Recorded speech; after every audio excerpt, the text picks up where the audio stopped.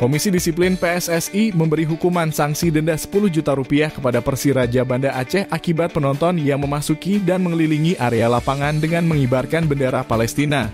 Aksi tersebut terjadi pada laga Persiraja menjamu Semen Padang Football Club di Stadion Harapan Bangsa Banda Aceh, Sabtu 21 Oktober 2023 malam.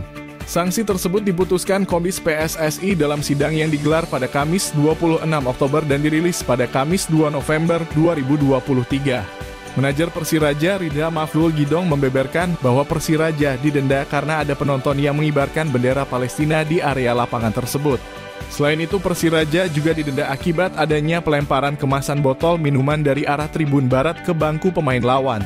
Usai wasit meniup peluit panjang pada laga Persiraja melawan Semen Padang Football Club, seorang penonton tampak turun dari tribun ke area lapangan dengan berlari sambil membawa bendera Palestina. Penonton yang memakai celana pendek dan jaket hitam itu mengelilingi lapangan dengan mengibarkan bendera Palestina.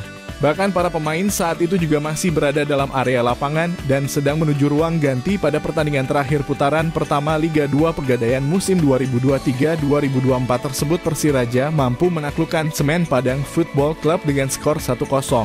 Satu-satunya gol pada laga itu dicetak oleh Ramadan.